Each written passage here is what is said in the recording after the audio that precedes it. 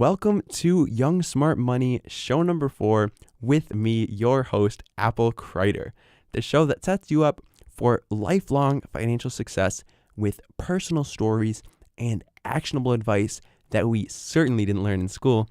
So when it comes to having more money, at its most basic, you really have two options. Option 1 is to make more money.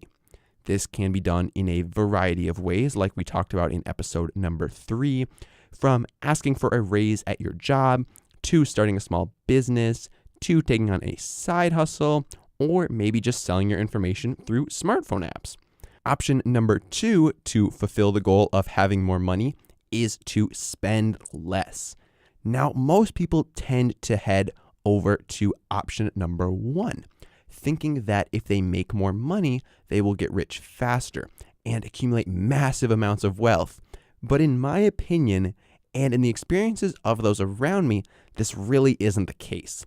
So in this episode, we're going to dive deeper on why that is and discuss some actionable steps that you can take to reduce the amount you spend as a student without actually reducing your quality of life.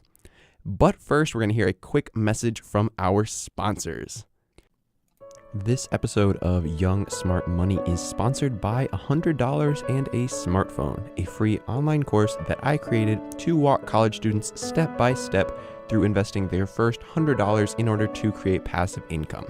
Have you ever thought, hey, I want more money, but I don't want to have to work more hours to get it?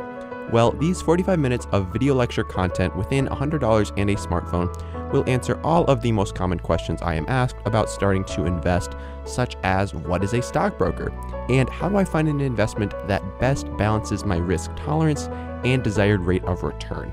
After completing this course, you will have the skills and confidence necessary to embark on a lifetime of investing to ensure that your money is working for you and you are not working for it. For more information, head over to applecrider.com/course.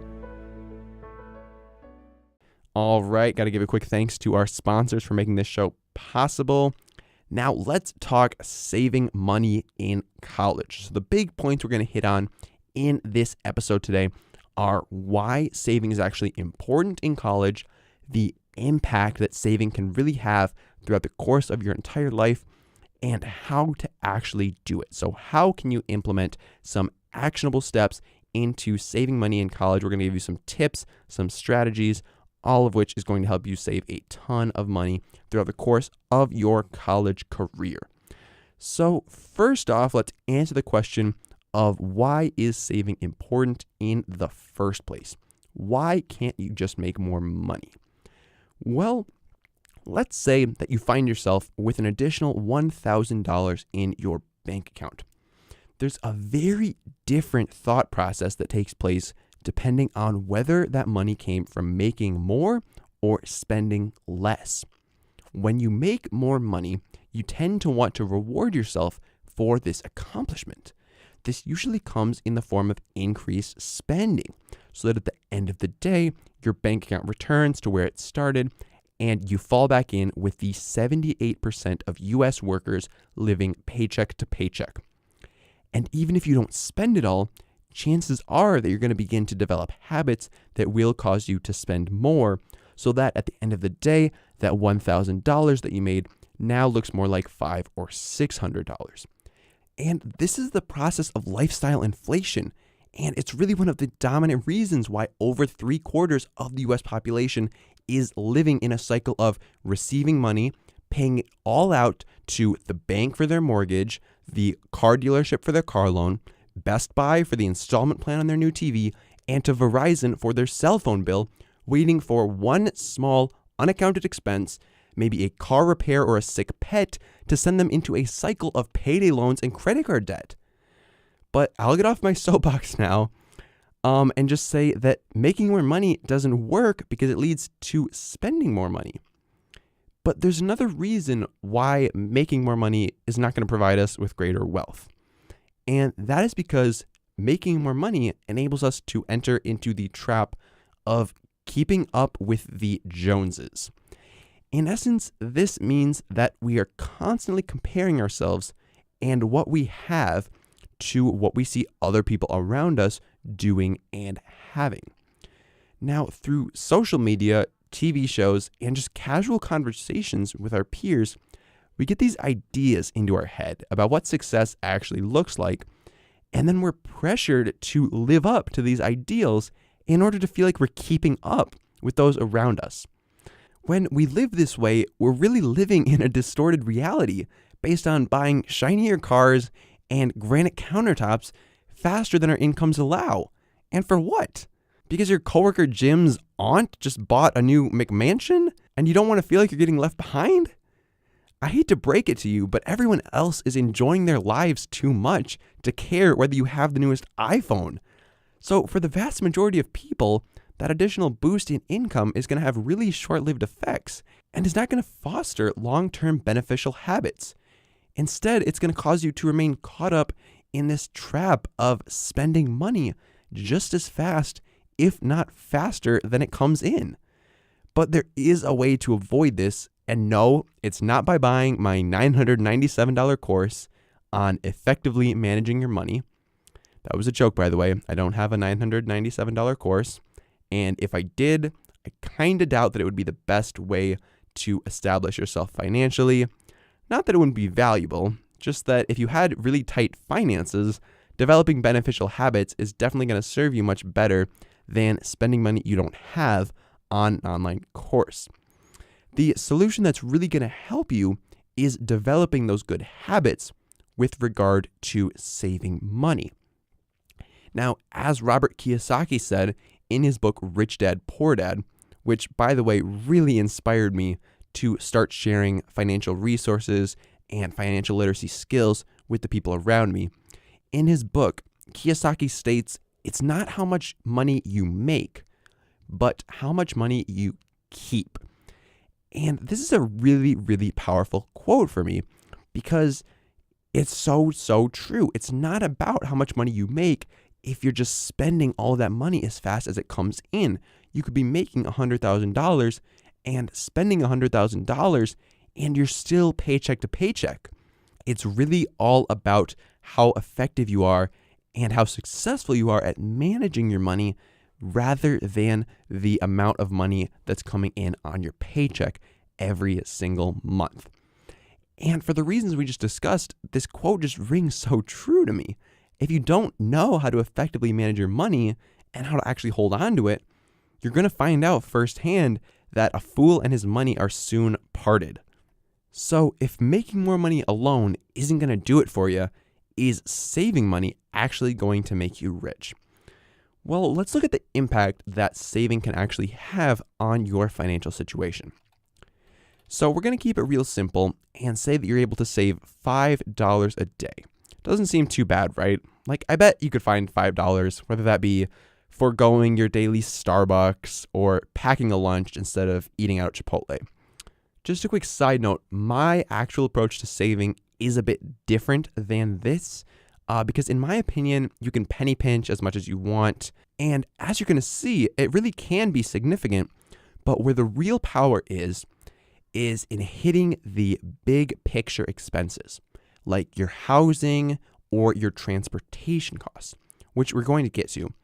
But for example's sake, it is a whole lot easier and more relatable to assume $5 a day in savings. But what actually happens when you save $5 a day? Well, you're going to have about $150 a month, you're going to have about $900 in 6 months, and in a year's time, you'll have just over $1,800. Now, that's all well and good, and I bet you can multiply by fives all by yourself, but what's the point? The point is, when you take a look at where your money is going, you now have control.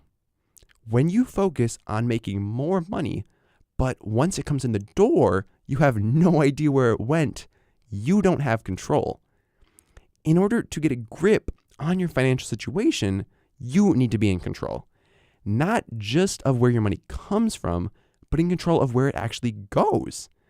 Even something as simple as looking for an extra $5 every day can really make you take a look at how you spend your money and get a clearer picture on your financial situation.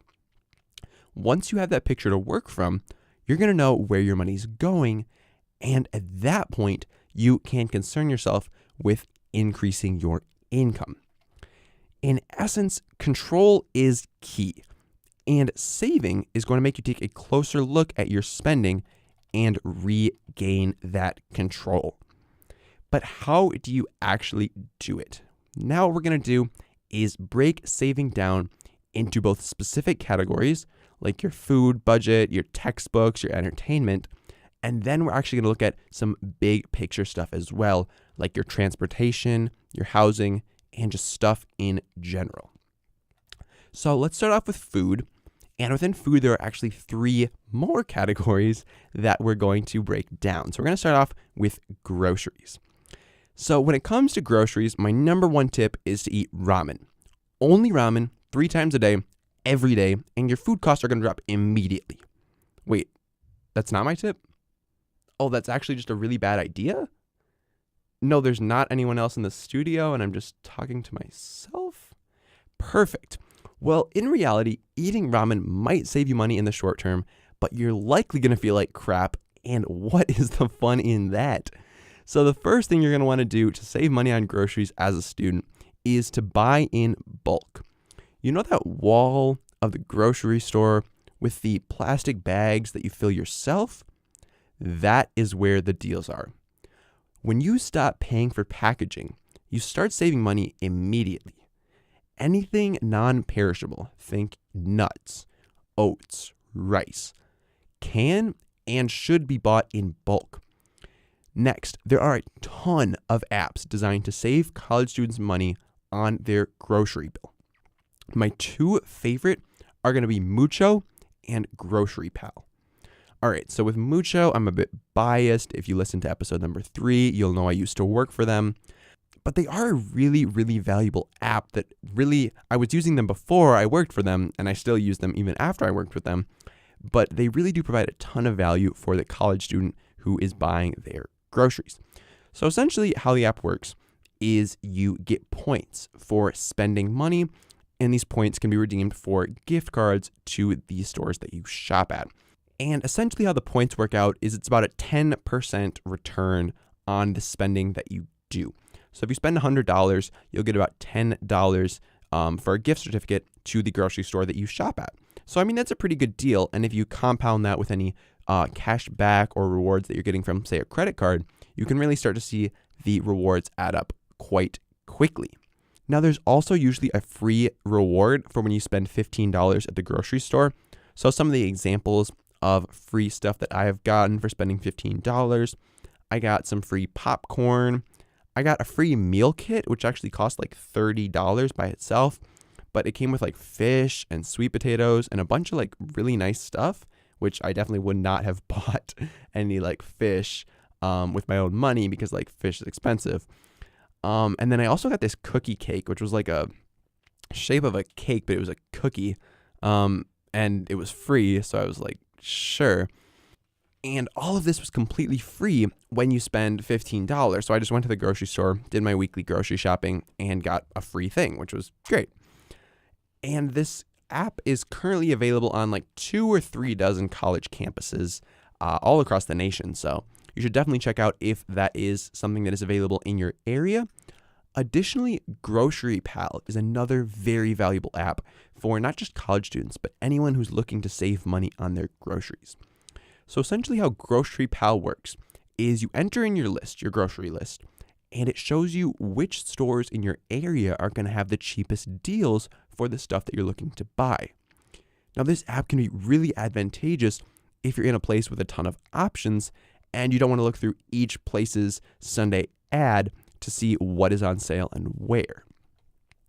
And taking a step back, just having a list in the first place is really, really key when it comes to grocery shopping and if you're looking to save money. Now, if you just walk into a grocery store thinking you need food for the week, you can really end up coming out with a frozen pizza, 3 bags of munchies, and a fruit.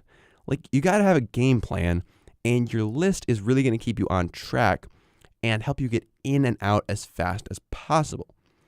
But how do you even put a grocery list together in the first place?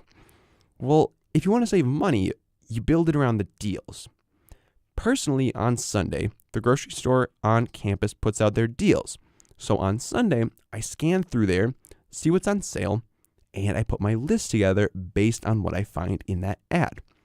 Now, not only has this saved me money, but it has also made me a much better chef.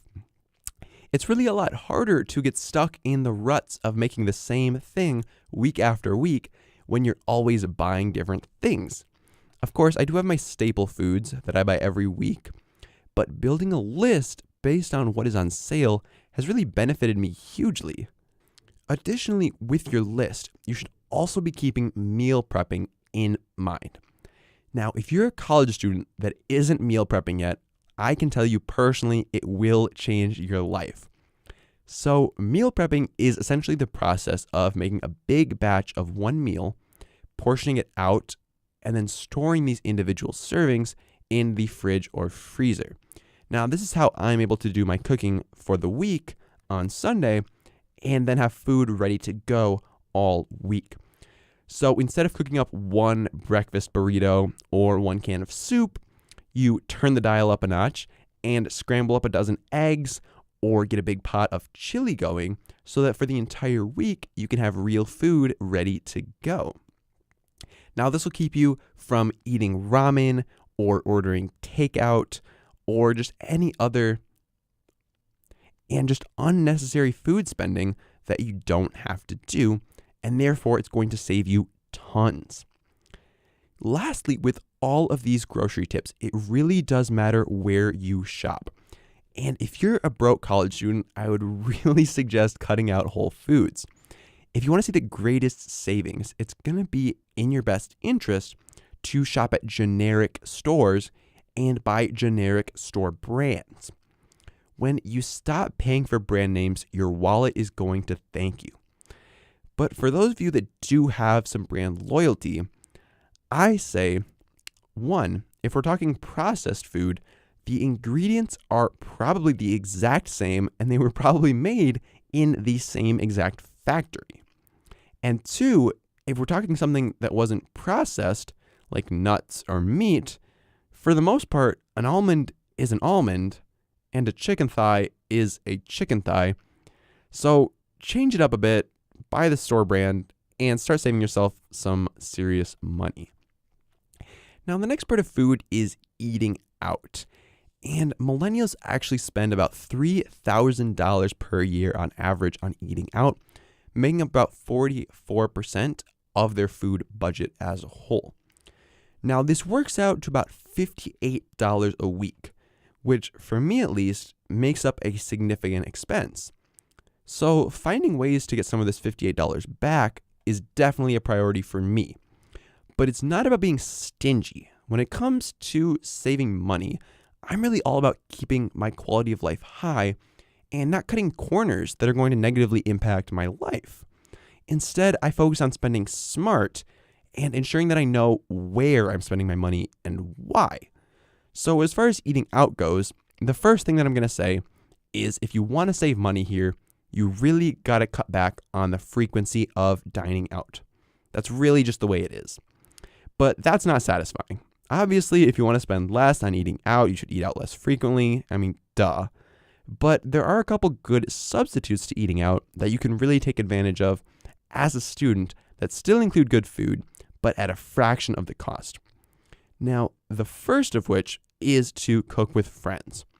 So while living in a dorm with a kitchen, I've really realized the extent to which cooking can really serve as a social activity and can be so much fun to cook up a big meal with a couple of friends. Not only is this more fun, but it's actually a lot cheaper, especially when you split the cost of groceries. And if you toss in some board games or a movie, you can really make a whole night out of it. The second substitute to eating out on a college campus is to locate free food. So among my friends, I'm kind of known as the free food hookup. I've always got my eyes to the sidewalk chalk detailing upcoming free events and asking friends if their student groups are serving up free pizza anytime soon. Because the magnitude of free food on college campuses never ceases to amaze me, and I have absolutely no shame in saying that I have sat through club meetings just for the free food. Funny story, at the beginning of the year, I actually joined Poultry Club for a day just for free Buffalo Wild Wings. So there's definitely no shortage of free food if you're willing to learn a little bit about the history of the chicken. But when you do eat out, what can you do to minimize the damage that the bill is going to have on your wallet? This is the more interesting question for most people, so let's take a look at that. The first commonly overlooked asset that students have available to them is student discounts. So not just limited to movie theaters, student discounts exist at so many fast food restaurants. And while the benefits are nothing to bring you into the restaurant, if you're there, you might as well be using it. In the show notes, I'm going to provide a link to a website listing some of the most widespread student discounts, but they really do range anywhere from Arby's to Subway to Chipotle to Taco Bell, and honestly, so many more. So definitely be taking advantage of those when you can, because even a free drink or 10% discount really does add up over time. Additionally, on college campuses, there are a ton of apps that either offer discounts to local restaurants or aggregate deals and specials that different places have to offer. Sometimes these apps can even give you completely free stuff. So I've definitely gotten my fair share of free coffee with no purchase required, and essentially these apps get paid to advertise deals for these restaurants and to get people in the door, hoping that they will not only take the free item or highly discounted deal, but also spend a bunch on drinks or other high margin items. But if you just take the free stuff, you are good to go. Some examples of these apps are Hooked and Pocket Points. And Hooked is basically just a place where deals are aggregated from a bunch of different restaurants. So like happy hours, any like buy one, get one, stuff like that. And Pocket Points is a little bit different. So with Pocket Points, you download this app and it tracks your location when you open the app. So it knows when you're in class. And if you keep your phone turned off during class, it rewards you with points that you can use to spend at different local retailers like coffee shops and bakeries to get some free coffee, some free pastries, all of that good stuff.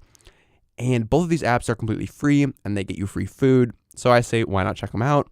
And I'll definitely link those up in the show notes as well over at applecrider.com/004. Now, if you want even more free meals, one of the best ways to get them is to become a mystery diner. So a mystery diner is someone who is paid by the owner of a restaurant to come in, order a meal, and observe the wait staff, the quality of service, and the quality of food so that the owner knows whether their restaurant is being run up to their standards or not. And, oh yeah, they also buy you dinner. So there are websites for most large US cities that aggregate restaurants looking for mystery diners. So if you Google just mystery diner and then your city, you should be able to get some more info on any programs that are available in your area. Last, you really got to limit your drinks. So I'm not saying stop drinking entirely. Just do your drinking at home, because even 2 drinks out with tax and tip can easily add up to $15. So just save yourself the money, buy yourself a $2 bottle of wine at Trader Joe's or a $10 bottle of Fireball, and do what the kids do these days and pregame. Now that covers groceries and eating out, but there are some food-related purchases that I think can really end up saving you a ton of money throughout the course of not only your college career, but your entire life. So the first of which is a slow cooker. Now a slow cooker will probably run you about $25, and a slow cooker is really so beneficial when it comes to meal prep. So you can really just toss like a bunch of stuff into the slow cooker, make up a big roast or a big pot of chili, or really any like big batch item. It's going to smell good all day, and it's so easy to do. So you just throw the stuff in there, and then once it's done, you get home from work or from school or wherever, you take it out, you have your serving, and then you put the rest in Tupperwares, you put those in the freezer or the fridge, and then you've got meals ready for the entire week that you can take with you to class, that you can just heat up really quick. And it's just so convenient to have a slow cooker. I really wish I had one in my dorm room right now. Unfortunately, I do not. Next purchase is a French press. So a French press is going to cost you probably about $10 for like your run-of-the-mill French press. And a French press, if you're not familiar, is just a way to make coffee. So you just put the coffee grounds in the bottom, you put some hot water in the top, and then you press it down, and then voila, you've got some coffee. So it's really easy to make coffee with a French press. It doesn't take any electricity. I mean, you've got to heat up water somehow, but you can just use a stove for that. And it's going to pay for itself almost immediately, because if you go to Starbucks, it's going to cost you probably around $4 or $5 for a cup of coffee. Whereas with a French press that costs you $10, you can buy a bunch of coffee grounds for probably another $5. And then you've got coffee for the month. So $5 a day for coffee versus $15 for a month's worth of coffee. I think the French press does come out on top here. And another bonus of the French press, which I always take advantage of, is when you make up a big batch of coffee, you can drink what you want and then toss the entire French press right in the fridge for tomorrow. So I do that. Some people might be like, fridge coffee, that is like taboo, but I'm okay with it. I'm fine with fridge coffee. Heat it up in the microwave. But that is just me as a college student. Now, the next purchase is Tupperware. So a decent set of Tupperware shouldn't cost you more than $10. And it's going to benefit you so greatly in college. I can't tell you how grateful I am that I have a nice set of Tupperware. So when you go to events in college, there's going to be a lot of leftovers. And if you brought Tupperware with you, you can just take those home. So having Tupperware really presents you with a whole new world of free food. And they're also really great for meal prep, like we talked about, so that you can just freeze a pre-portioned meal or put it in the fridge so that it's ready to go whenever you are ready for it. And that's honestly just going to save you tons throughout college, being able to grab that free food from events and being able to meal prep your own food. Now, the last purchase is a water bottle. And honestly, this doesn't even have to be a purchase because a lot of places give out free water bottles. So I'd say a water bottle costs about anywhere from free to like $10. I wouldn't recommend paying $40 for a Hydro Flask water bottle, but to each their own. And if you're buying plastic water bottles, like the one-time use plastic water bottles, you're really doing it so wrong. Just get a reusable water bottle. Honestly, there are so many groups just handing them out for free, or you can grab one from Target or Amazon for like $10, and it's going to pay for itself within the week, and it's going to encourage you to spend less on sugary non-water drinks as well, because you just have this water bottle on you, and it is so convenient. Now that we've covered food, we're going to hop over to textbooks. So from 2002 to 2014, the average price of textbooks actually doubled, which just blows my mind. So given that today, the average college student is going to spend over $5,000 on textbooks alone throughout their time in college, this is definitely a significant expense. But what can we do to reduce our spend on textbooks? I mean, we can't just stop buying them, or can we? Well, one of the ways that I have found to save the most on textbooks is to not buy them. Now, you can't just say, I'm going to save $5,000 by not buying any textbooks when you end up failing your classes and have to pay another $25,000 for another year of school. So how do you get away with not buying your books? Well, what I personally do is I don't buy a single textbook until the second week of class at the earliest. By this point, I've had a chance to ask the professor and previous students if the book is actually required for the class and if it warrants a $150 price point or if there's a similar free resource online. Now, so far throughout my college career, I've had multiple professors tell me explicitly that the textbook is not required and it's only listed on the syllabus because the department requires each professor to include at least one required reading. I think this is just ridiculous, and you really shouldn't get stuck in the trap of spending $150 on a book that you A, don't need, or B, could find online for free. But if this doesn't work, and it turns out that you will actually be needing the book for the class, then what do you do? Well, you'd have a couple of options, none of which include setting foot in the bookstore. The college bookstore is a place to find $30 t-shirts, $20 knickknacks, and severely marked up textbooks that nobody needs to be paying that much money for.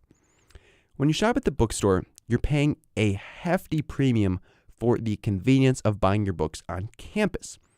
However, none of the other options for buying your books on a budget involve you setting foot off of campus. Further, there's no reason to buy a college textbook new.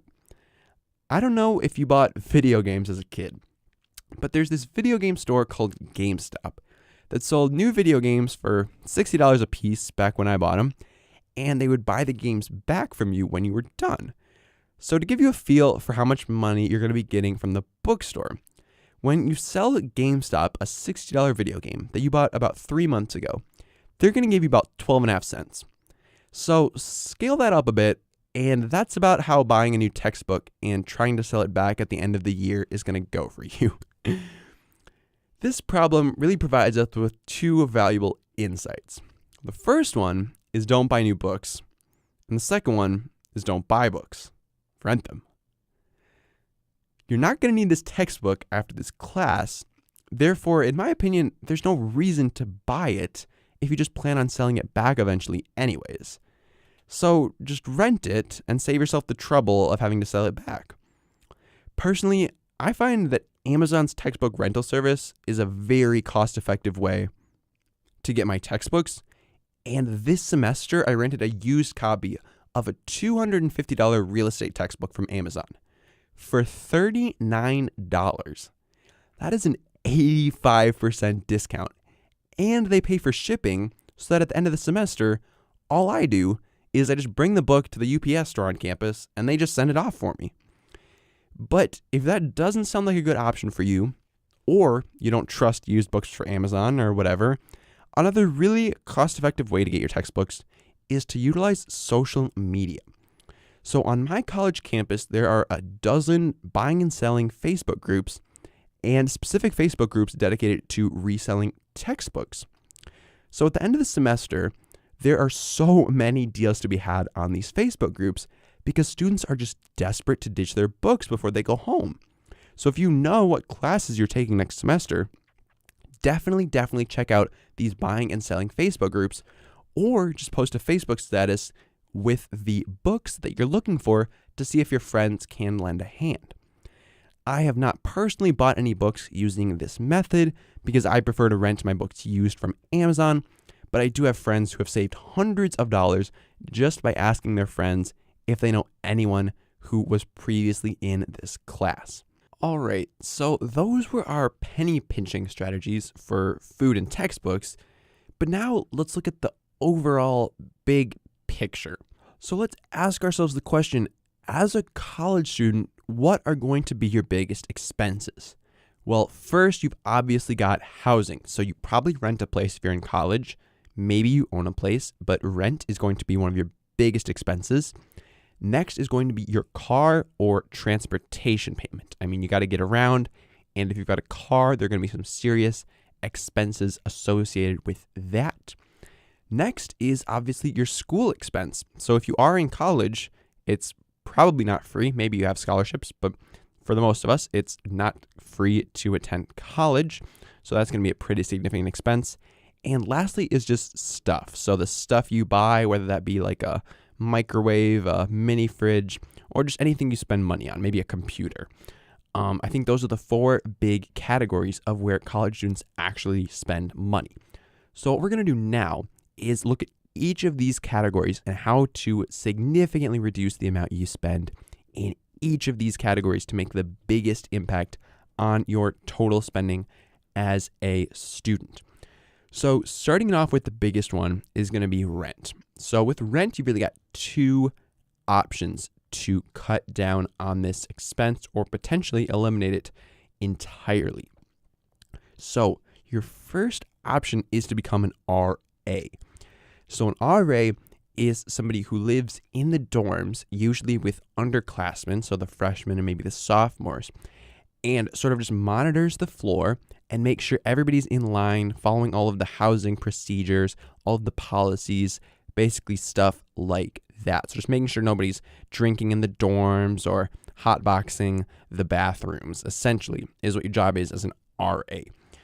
But as an RA, you actually get free housing. So they put you up in the dorms for free. So that's going to completely eliminate your housing expense. You're going to be paying no money at all in rent every single month. So that is huge.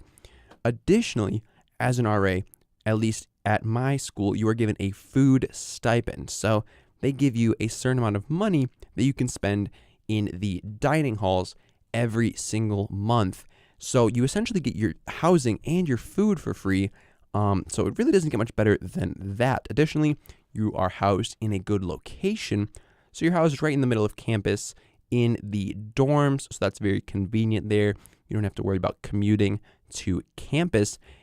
And being an RA actually looks really nice on a resume. So if an employer sees that you are managing God knows how many kids on a floor and keeping them in line and all of that stuff, they are going to know that you are very responsible. You can easily handle maybe a management position, managing a team of people underneath you.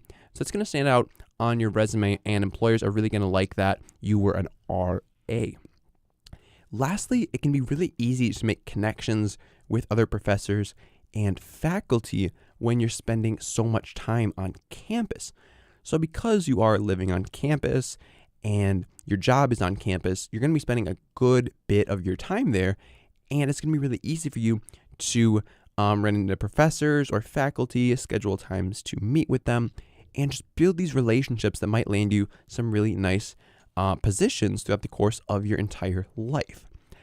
Now, if you do want to eliminate or severely reduce your housing expense, and you're like, there is no way I am going to be an RA, that sounds terrible, I cannot imagine living with a bunch of freshmen and keeping them in line, then I do have another option for you, and this is the option that I am currently planning on pursuing, and that is house hacking. So if you're not familiar with house hacking, essentially what it is when you purchase a piece of real estate, and a piece of real estate that has more than one unit. So not just a single family home, but maybe a duplex or a triplex or even a fourplex. Because of tax reasons, it doesn't really make sense to go bigger than a fourplex. But you purchase a place with multiple units, and then you live in one of them, and you rent out the others to ideally cover most, if not all, of your mortgage payment. And if you do this right, you can end up living very, very cheaply, if not completely for free, because the other person or other people are completely paying off your mortgage, and you're just able to live in this unit for free and sort of serve as a property manager if anything does go wrong with either your unit or their unit. So this can be a great way to score yourself some free housing without having to live in the dorms. And additionally, you're gonna learn a lot about how to actually make money in the real world and how to actually build wealth through real estate. But that's really not all you're going to learn. You're going to learn so much from this experience. You might learn that real estate is definitely not for you. You might learn that it's something you're really interested in. You are going to learn how to deal with tenants, whether you like it or not. You're probably not going to have the best tenants, especially on a college campus. So you're going to learn how to deal with that. And additionally, you're going to learn how to build wealth. Because, I mean, you can make as much money. Again, coming back to Robert Kiyosaki and Rich Dad, Poor Dad, building wealth really comes down to acquiring assets. And a piece of property is definitely an asset, especially when you are renting out the units to other people and receiving those monthly rent checks. Now, it can be pretty tough at a young age to get the money to purchase a piece of real estate. Obviously, that's probably what you're thinking. You're probably thinking, this sounds well and great, but how am I going to put together couple $100,000 in order to purchase a piece of real estate? Well, it's definitely going to be tough, but it's also definitely not impossible.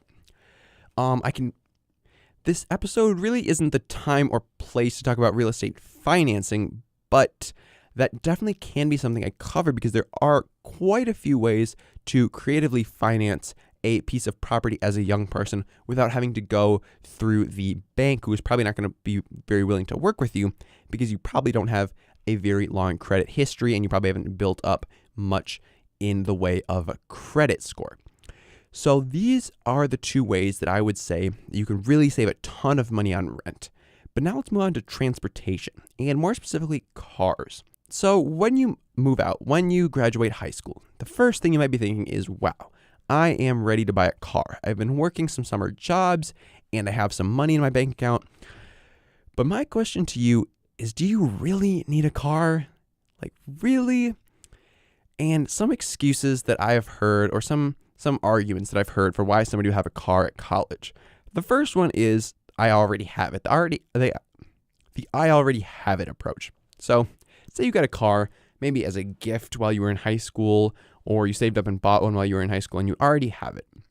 And you figure, well, now that I have this car, I might as well just bring it along to school because I have it and it'll probably be helpful. Well, my advice to you would be to just honestly leave it at home, or better yet, sell it, because there are so many costs associated with keeping a vehicle at school and just upkeep. And I'll get into those in a little bit, but I think the I already have it approach is definitely completely invalid, and you should definitely either keep that car at home or sell it before you leave for school.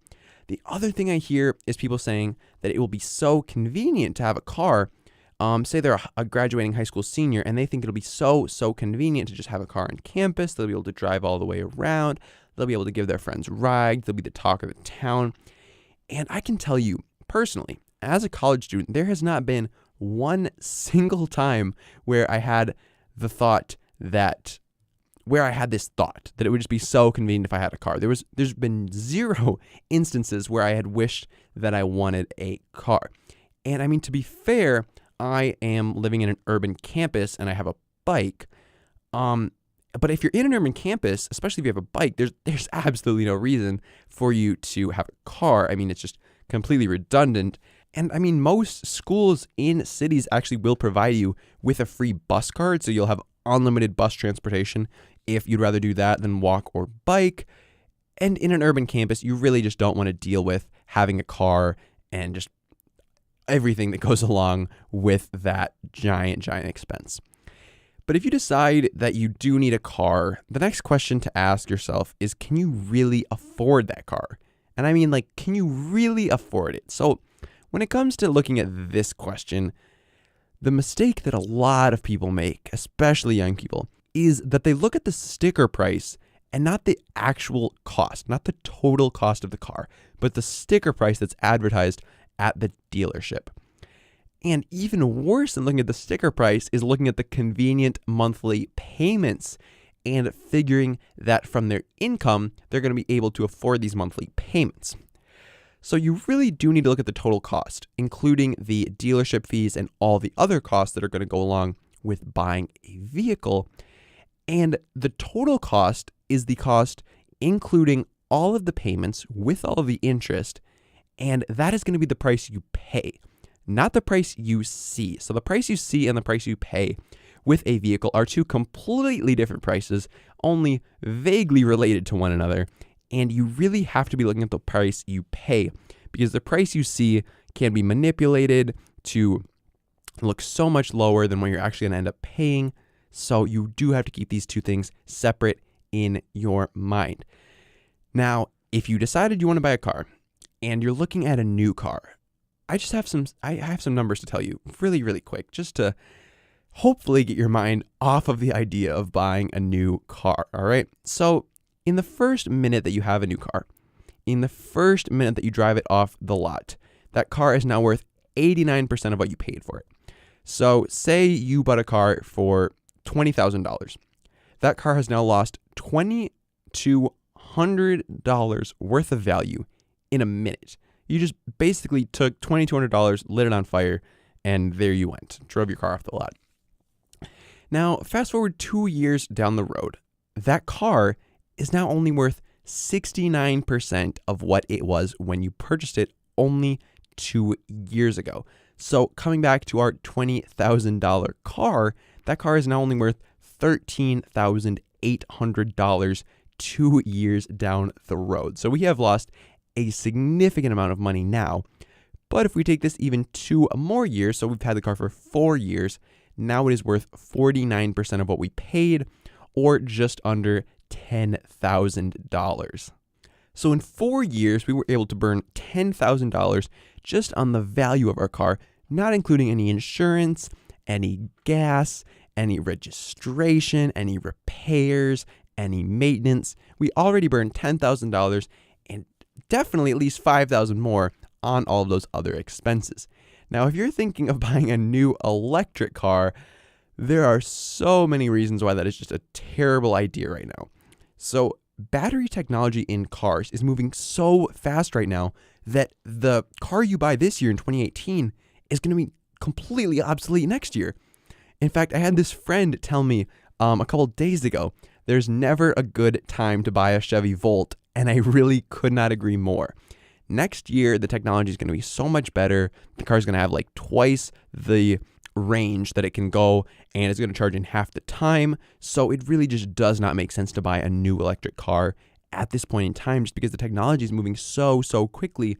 I'm definitely an advocate for electric cars, but just because the technology is moving so fast, if you buy a new one, it's going to be obsolete within a couple of years, and that depreciation is going to happen even faster than just buying a new gas guzzling car. Now, when you're buying this car, you really do have to question every single cost the dealership is hitting you with if you're buying it from a dealership. Now, let me just clear up some myths right here, right now about buying cars and what is actually required.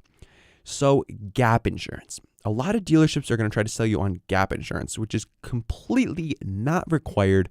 No matter what they say, insurance companies do not require gap insurance, and it is completely up to you whether or not you want to be paying for this. But if they try to tell you it's necessary, that is just completely incorrect and false. Next, it is not required by state law, by federal law, by anybody's law, by insurance, to have an alarm system or a security system for your vehicle. If the dealership tries to sell you on this, it is completely your discretion whether or not you want this security system, and it is definitely not required by anybody.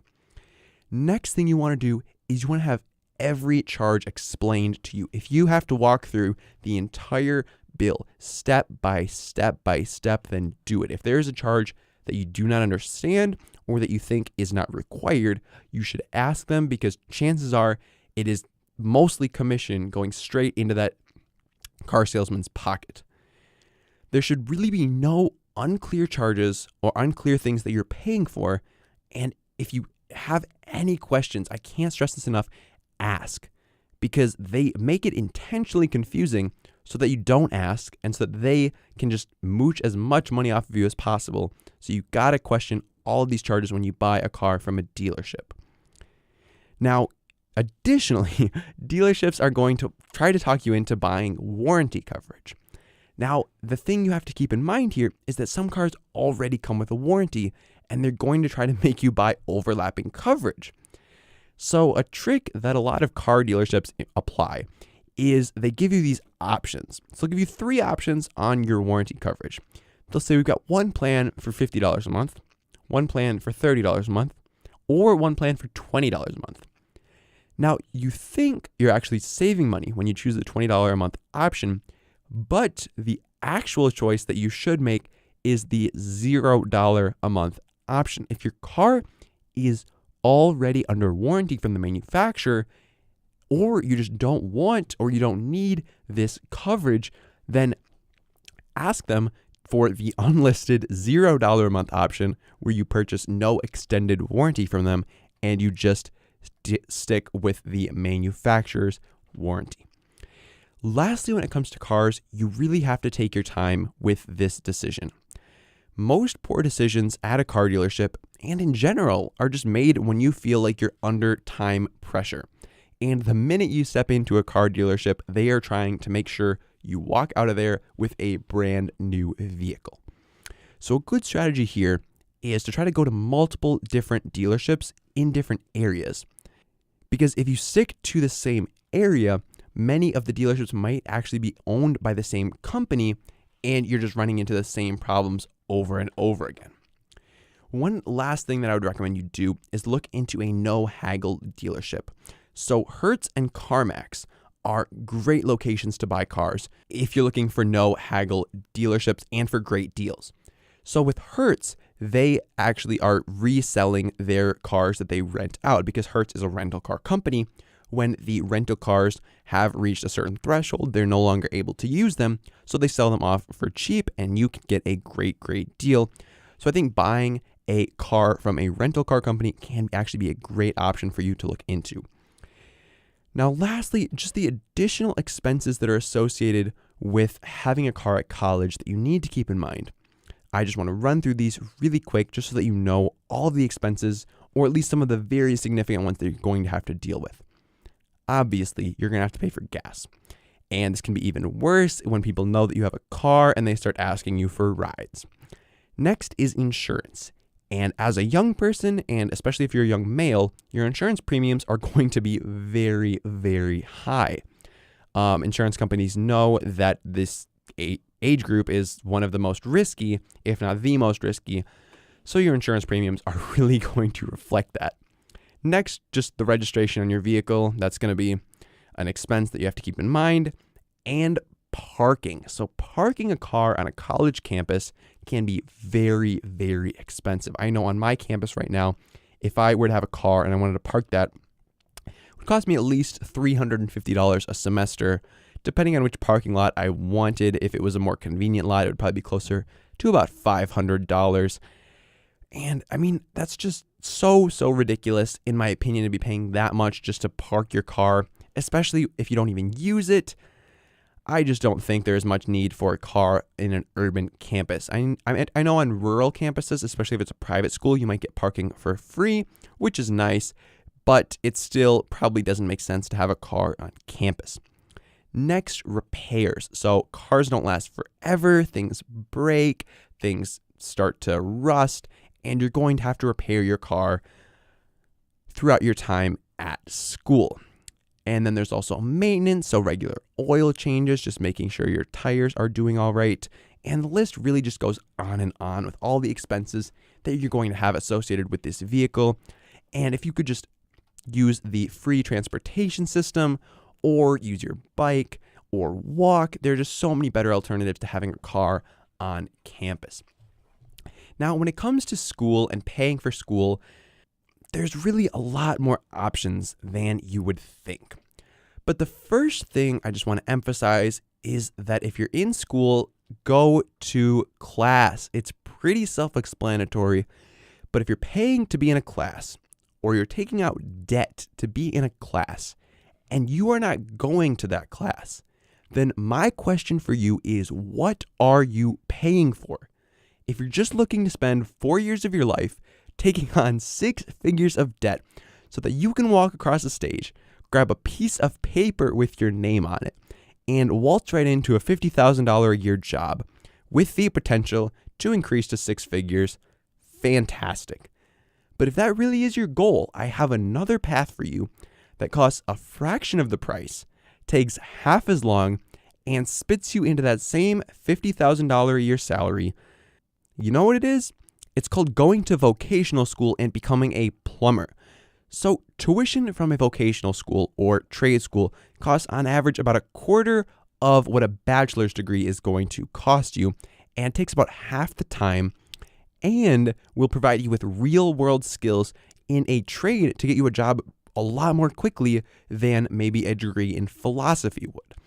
So for example, if you were trained to be a plumber, you could come out of school before your peers have even figured out what they want to major in, and lock down a $50,000 a year salary with the potential of growing to $100,000 a year if you become a master plumber, all while taking on 1/4 of the debt that you would have from a bachelor's degree, which you'll be able to quickly pay off with that $50,000 a year salary.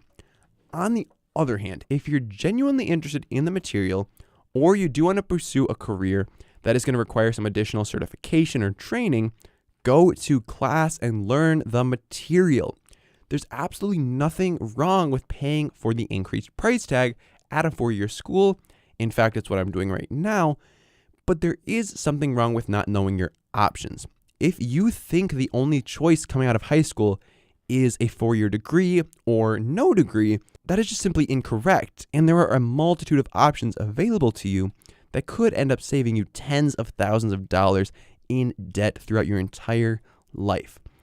Now, my second recommendation to you is to test out of classes. But if you already know the material, then don't go to class. Instead, test out of redundant classes. There is absolutely no sense in paying thousands of dollars taking a class that you already took in high school. Many of my peers decide to take classes that they already have just for the easy A. And coming back to the first tip of going to class, if your sole goal of college is to get that piece of paper saying you paid $100,000 and sat through 4 or more years of classes in the hopes of getting a mediocre job, then great. But if you want to be getting the most bang for your buck while in college and graduate with a host of valuable information and skills to guide you through your life, don't take classes if you're not going to learn anything new. A refresher is always a great way to remind yourself of past information, but you can find so much free information online between YouTube, Khan Academy, and just the multitude of free online learning resources that retaking a class is never a justified option. If you want easy or cheap college credits, then this next tip is exactly what you want to be doing. So if you're in high school, the number one piece of advice that I can give to you is to get as many college credits as possible while you are in high school.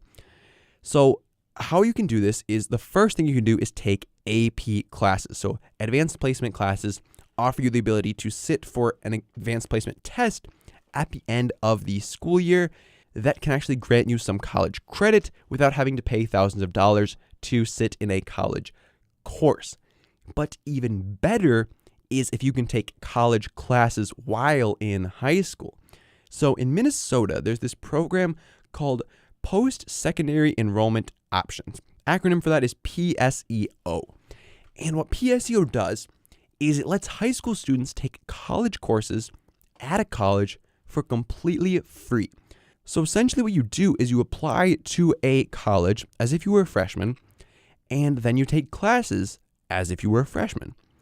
And by doing this my junior and senior year of high school, I was able to start school at the University of Wisconsin-Madison with junior standing as a freshman. This just gives me so many more opportunities with regards to maybe double majoring, graduating early, study abroad, and just learning through classes that I would not have had room in my schedule for had I come in at ground zero. So if you have the opportunity to get any college credits in high school for less than the cost that you'll be paying in college, I would highly, highly recommend that you jump on that. You're going to learn a ton, and you're going to save so much time and money throughout your college career. Now, for the generic stuff in general category, I really have 2 strategies for you to save money, and these can apply from anything to plane tickets to toasters. And the first of these is to buy everything used. If you are a college student or a person under the age of 28, buying new furniture, new appliances, or even new clothes, you're honestly doing it wrong. Like with cars, any new purchase you make will begin to depreciate the second you buy it, albeit probably not the 11% value loss that you have in a new car the minute you drive it off the lot. But there is significant appreciation that is going to happen from the moment you purchase something new. And if you can swoop in as soon as somebody else has just taken that hit from depreciation, I figure, why not? Even just waiting a year until the next model of your dream washing machine comes out, or the next season to buy the hot new piece of clothing, can really end up saving you hundreds of dollars instantly, and ensure that when it comes time to sell your items, they have maintained the majority of their value since you were able to buy them on a steep discount. Now, college campuses immediately before summer can be a great place to pick up some slightly used mini fridges, microwaves, or furniture that an out-of-state college student is looking desperately to ditch before they head home. There are very, very few things that I buy new, and there are very few things that are worth it to buy new as a young person. My personal philosophy is, if it gets the job done, the cheaper the better, and I couldn't care less how new it is or what year's model it came from. Now, the second strategy for you to save money on literally everything is credit cards. And I can talk all day about credit cards, and show number 2 was all about credit cards and building your credit score. But what I will say is that if you can use a credit card responsibly, not spend more than you would otherwise, and get free money or travel for the things that you already buy, well, then that makes sense in my book. I mean, the key again, though, is don't spend more than you would have with cash or a debit card. Don't carry a balance, and don't spend more money than you have. If you can live by those rules, you are going to be golden, and credit cards will serve your financial situation very, very well. If not, I would recommend you go check out Dave Ramsey, and he will tell you how to cut up your credit cards and avoid debt at all costs. Well, now that we know that making more money is only part of the puzzle, and to fully control your finances and grow your wealth, you need to look at where your money is going, because more money coming in is great, but if it's flowing out as soon as it comes in, you're running in place and you're going to end up falling in line with the 78% of Americans living paycheck to paycheck and one emergency away from entering a debt cycle. So we cover the impact that saving as little as $5 a day can have over your entire life. And then we dove into some actionable steps that you can take as a young person, both on the small penny pincher scale and the impact that large lifestyle spending like rent and a car can have over the course of our entire lives. So you have the rationale, you have the vision, and you have some steps to take. The rest comes down to action, and like it or not, that is in your hands. All right, and for our money pun of the day, to save money for our company, my boss cut the electricity, but on the bright side, we were soon in the black. Next week, we're going to be looking at the impact and importance of starting to invest at a young age. But if you can't wait until then for your next hit of financial literacy content and money skills, you are in luck. I have got a load of free resources for you, the first of which is my website, applecrider.com, where you will find the show notes for this episode at applecrider.com/004. Additionally, I have a new course called $100 and a Smartphone, which is a free online video lecture course that guides college students step by step through investing their first $100 with their smartphones. And lastly, you can check out my YouTube channel, Apple Crider, where I have over 150 daily uploads on financial literacy skills such as mastering credit cards, investing, budgeting, and so much more. Well, guys, thank you for checking out Young Smart Money with me, your host, Apple Crider. And before I go, I would like to challenge you to find a way to save $100. Maybe that sounds really easy to you, and if so, feel free to up the challenge to $200. But for some people, finding an additional $100 may seem like a daunting task. Either way, I know you are able to accomplish this if you take it one step at a time. When it comes to saving money, it really is all about those small victories and how they're able to add up over time. One strategy for you that may make this challenge feel a little less intimidating is to 1, grab a shoebox, and 2, every time you find yourself with a $1 bill, or if you're feeling super ambitious, you could do a $1 bill or a $5 bill, put those bills into this box. At the end of the month, open up the box and take a look at all the money you have saved. Be sure to deposit the money into either a high yield savings account or invest it to see the greatest impact. But I know there's going to be some people out there who are going to say, that's all well and good, but I don't use cash. How am I supposed to do this? Well, lucky for you, there are some really nice apps that do exactly this, but on a digital level. So the two that I have personally used are Capital, spelled Qapital, and Acorns. Now with both of these apps, you can set rules to round up your purchases to either the nearest dollar or $5 and either deposit or invest that money without you even having to think about it. And don't forget to let me know which strategies for saving are the most effective for you. Anyways, guys, do not forget to subscribe and leave us a review on iTunes. I would really appreciate it. It really does help out new podcasts, and I would love to hear your feedback. It would be so valuable, and I will be highlighting reviews and feedback that I do receive in the next episode. For Young Smart Money, my name is Crider. I'll see you next week.